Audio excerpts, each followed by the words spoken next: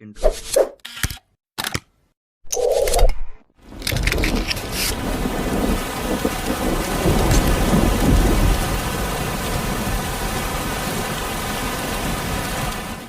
ছাত্ৰ-ছাত্ৰীসকল আশা ৰাখিছোঁ তোমালোক কুশলে আছা।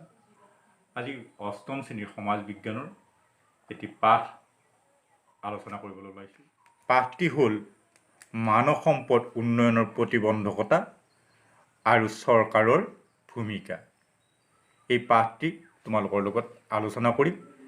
এতিয়া মানৱ সম্পদ, সম্পদ কাক বোলে? যিবিলাক বস্তু আমাৰ কামত লাগে, অৰ্থাৎ আমাৰ প্ৰয়োজন পূৰাই, সেইবিলাকক সম্পদ বুলি কোৱা হয়। এতিয়া সম্পদৰ কামৰ পৰিমাণ বা উপযোগিতাৰ পৰিমাণৰ ওপৰত নিৰ্ভৰ কৰি সম্পদৰ মূল্য নিৰ্ধাৰণ হয়। কিছুমানৰ মূল্য কম, কিছুমানৰ বেছি। এতিয়া আমি আহিছোঁ মানৱ সম্পদ কি? মানুহকো আন আন সম্পদৰ দৰে সম্পদ ৰূপে গণ্য কৰা হয় আৰু মানুহক শ্ৰেষ্ঠ সম্পদ ৰূপে গণ্য কৰা হয়। কিয় শ্ৰেষ্ঠ সম্পদ ৰূপে গণ্য কৰা হয়? সকলো সম্পদকে উৎকৃষ্টৰ পৰা উৎকৃষ্টতম সম্পদলৈ মানুহে নিজৰ দক্ষতাৰ জৰিয়তে গঢ় দি লয়। যেনে এটা ধানৰ পৰা চাউল, চাউলৰ পৰা পিঠা পনা, এইবিলাক মানুহে নিজৰ দক্ষতাৰ জৰিয়তে কৰি লয়। গতিকে মানৱক শ্ৰেষ্ঠ সম্পদ ৰূপে গণ্য কৰা হয়। এতিয়া মানৱ সম্পদ সকলোবিলাকেই সম্পদ নে? যিবিলাক মানুহে নিজৰ শিক্ষা দীক্ষা কাৰিকৰী দক্ষতাৰ জৰিয়তে উৎপাদনমুখী কামত জড়িত হয়, তেওঁলোককে আচলতে সম্পদ ৰূপে গণ্য কৰা হয়। যদি উৎপাদনমুখী কামত জড়িত নহয়, নিজৰ কৰ্মদক্ষতা থাকিলেও, সুস্বাস্থ্য অধিকাৰী হ'লেও সেইজন মানৱ সম্পদ হ'ব নোৱাৰে। যেনেকুৱাকৈ এটা পইচা যদি আমি নদী বা পানীত পেলাই দিওঁ, যদি পৰি থাকে নদীৰ তলত, সেইটো পইচাৰ কোনো মূল্য নাথাকে। ঠিক তেনেকুৱাকৈ এই মানুহবিলাকৰো মূল্য নাইকিয়া হয়। এতিয়া সকলো মানুহৰে মূল্য বেলেগ বেলেগ। আমি দেখা পাইছোঁ সম্পদবিলাকৰো মূল্য বেলেগ বেলেগ। কামৰ ধৰণ বা কামৰ উপযোগিতা বা কামৰ দক্ষতাৰ ওপৰত নিৰ্ভৰ কৰি কিছুমান মানুহৰ মূল্য বহুত আৰু কিছুমান মানুহৰ মূল্য কম হয়। এজন মানুহৰ দৰমহা দৈনিক 250 টকাৰ পৰা বহুত বেছিও হ'ব পাৰে। এতিয়া কিয় তেনেকুৱা হয়? সকলো মানুহে উপযুক্ত সম্পদ ৰূপে কিয় গঢ় নলয় বা কিয় নিজকে উপযুক্ত সম্পদ ৰূপে গঢ় দি নলয়?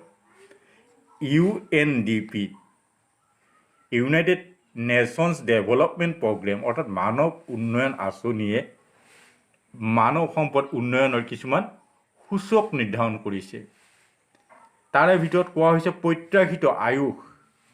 যদি মানুহৰ জীৱনৰ প্ৰত্যাশা বেছি হয়, জীৱনৰ আয়ুস বেছি হয়, তেতিয়াহ'লে মানুহৰ কৰ্মস্পৃহাও বেছি হয়।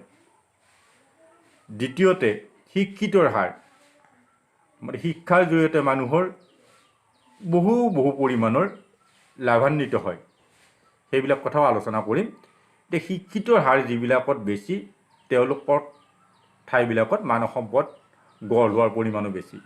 তাৰোপৰি বিশুদ্ধ খোৱা পানীৰ যোগান, উপযুক্ত অনাময় আঁচনি আদি ব্যৱস্থাৰ ওপৰত নিৰ্ভৰ কৰি মানৱ সম্পদ উন্নয়নৰ সূচকবিলাক নিৰ্ধাৰণ কৰা হৈছে। অৰ্থাৎ এইবিলাক চাই আমি গম পাব পাৰোঁ আমাৰ মানৱ সম্পদ কিমান উন্নত। মানৱ সম্পদ উন্নয়ন বিভাগ, অৰ্থাৎ হিউমেন ৰিচোৰ্চ ডেভেলপমেণ্ট,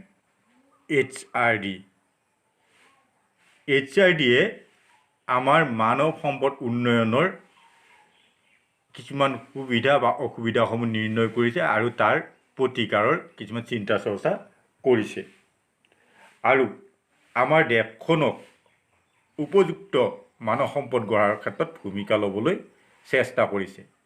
এতিয়া মানৱ সম্পদ আমি যে সকলো মানুহেই আমি সম্পদ ৰূপে গঢ় ল'ব নোৱাৰোঁ। কিহৰ কাৰণে নোৱাৰোঁ? তাৰ কিছুমান মানৱ সম্পদ উন্নয়নৰ অসুবিধা আছে। প্ৰথমতে এই ক্ষেত্ৰত অধিক জনসংখ্যাৰ কথা ক'ব পাৰোঁ।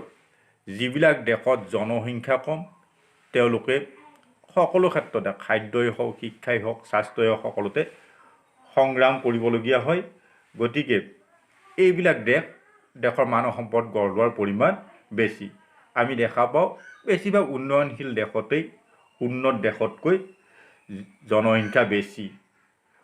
গতিকে এইবিলাক দেশত মানুহৰ শিক্ষা দীক্ষা জীৱন ধাৰণৰ নিম্নতম সা সুবিধা আদি প্ৰদান কৰিব নোৱাৰে কাৰণে মানৱ সম্পদ ৰূপে গঢ় লোৱাত যথেষ্ট কষ্টসাধ্য হয়। 2 নম্বৰতে মূলধন বা পুঁজিৰ অভাৱ আমি ক'ব পাৰোঁ। আমি কেতিয়াবা দেখা পাওঁ এজন মানুহে উপযুক্ত শিক্ষাও লৈছে, তেওঁৰ শাৰীৰিক দক্ষতাও আছে, কৰ্মস্পৃহা আছে, কিন্তু তেওঁ কামত লগা নাই, কাম কৰিব পৰা নাই। কিহৰ কাৰণে? মূলধন বা পুঁজিৰ অভাৱ। মূলধন বা পুঁজিৰ উপযুক্ত যদি মূলধন নাথাকে দেশত বা ব্যক্তি বিশেষৰ হাতত, তেতিয়াহ'লে আমি কাৰিকৰী দক্ষতা থাকিলেও আগবাঢ়িব নোৱাৰোঁ। গতিকে এইটো এটা উন্নয়নৰ মানৱ সম্পদ উন্নয়নৰ অসুবিধা। তৃতীয়তে আমি নিৰক্ষৰতাৰ কথা ক'ব পাৰোঁ। নিৰক্ষৰতা এখন দেশৰ বাবে বা মানুহৰ কাৰণে, সমাজৰ কাৰণে অভিশাপ বুলি ক'ব পাৰোঁ। শিক্ষাৰ অভাৱত মানুহে অজ্ঞানতা, অন্ধবিশ্বাস, কুসংস্কাৰ আদি এইবিলাকত ভুগিবলগীয়া হয়। গতিকে আমি উপযুক্ত মানৱ সম্পদ গঢ় লোৱাত বাধা আহি পৰে। গতিকে নিৰক্ষৰতা দূৰ কৰিবলৈ বিশেষ কিছুমান কাৰ্যপন্থা হাতত লোৱা উচিত।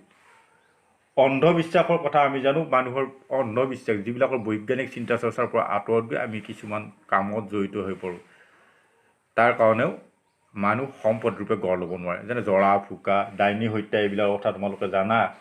গতিকে এইবিলাকৰ কাৰণে আমি বিজ্ঞানৰ পৰা বহু আঁতৰত গৈ থকাৰ কাৰণে আমি উপযুক্ত সম্পদ ৰূপে গঢ় ল'ব নোৱাৰোঁ। কুসংস্কাৰো ঠিক অন্ধবিশ্বাসৰ নিচিনাই লেখীয়াই বস্তু কিছুমান। আৰু বিষমতা, যিবিলাক সমাজ ব্যৱস্থাত বিষমতা থাকে, লিংগ বৈষম্য থাকে, বৰ্ণ বৈষম্য থাকে, ধৰ্ম বৈষম্য থাকে বা জাতি ভেদ, এইবিলাক বহুত বৈষম্যবিলাক থাকিলে, বিষমতা থাকিলে, তেতিয়া এক সম্পদ উন্নয়নৰ অন্তৰায় স্বৰূপে দেখা দিয়ে। ভাৰতবৰ্ষ যিহেতু এখন বৃহৎ গণতান্ত্ৰিক দেশ, ইয়াত বিভিন্ন ভাষা ভাষী মানুহ আছে, বিভিন্ন ধৰ্মৰ মানুহ আছে। গতিকে এই ক্ষেত্ৰত যদি বিষমতা আহি পৰে, তেতিয়াহ'লে উপযুক্ত সম্পদ ৰূপে ভাৰতীয়সকলক আমি গঢ় দিব নোৱাৰিম।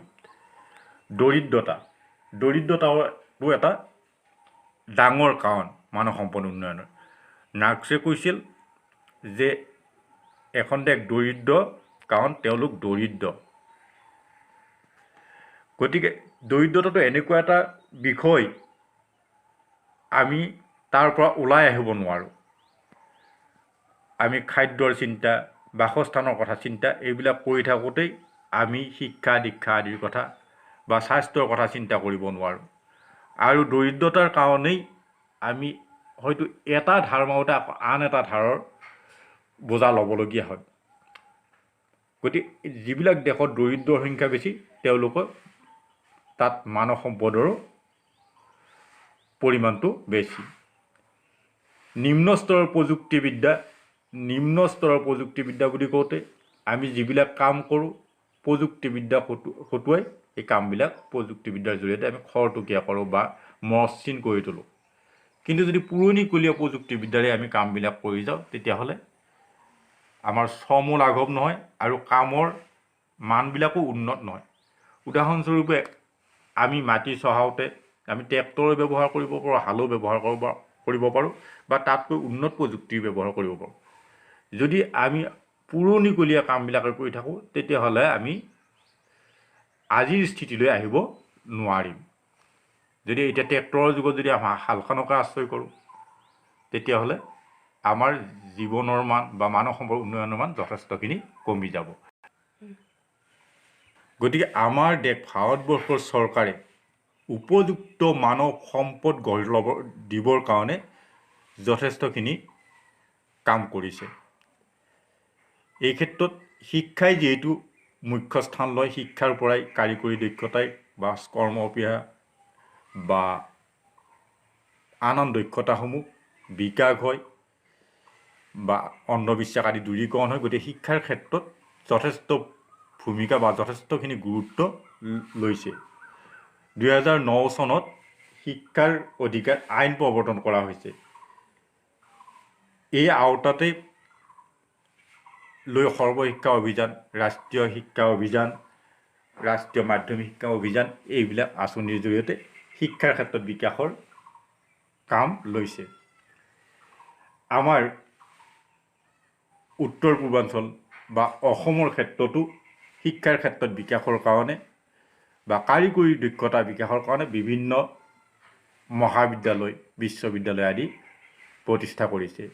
আমাৰ এতিয়া অসমতে প্ৰায় 15খন বিশ্ববিদ্যালয়।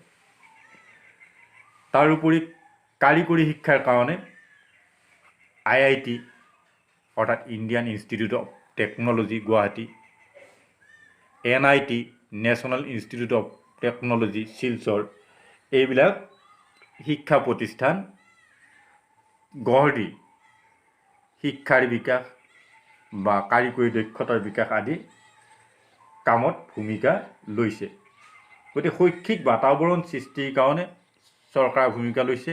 উপযুক্ত শিক্ষাৰ জৰিয়তেহে উপযুক্ত মানৱ সম্পদ গঢ় ল'ব আৰু উপযুক্ত মানৱ সম্পদ থাকিলেহে এখন দেশৰ সৰ্বাংগীন বিকাশ সম্ভৱ হ'ব। গতিকে চৰকাৰে এই ক্ষেত্ৰত বিশেষ ভূমিকা লৈছে। মৰমৰ ছাত্ৰ ছাত্ৰীসকল, আশা ৰাখিছোঁ তোমালোকে এই পাঠটি কিঞ্চিত হ'লেও বুজিব পাৰিছা। ইয়াৰ পিছত পাঠটো অধ্যয়ন কৰি তোমালোকে ইয়াত থকা প্ৰশ্নবিলাকৰ উত্তৰবিলাক উলিয়াবলৈ যত্ন কৰিবা আৰু কিঞ্চিত হ'লেও উপকৃত কৰিবা, তাকে আশা কৰিছোঁ। ধন্যবাদ।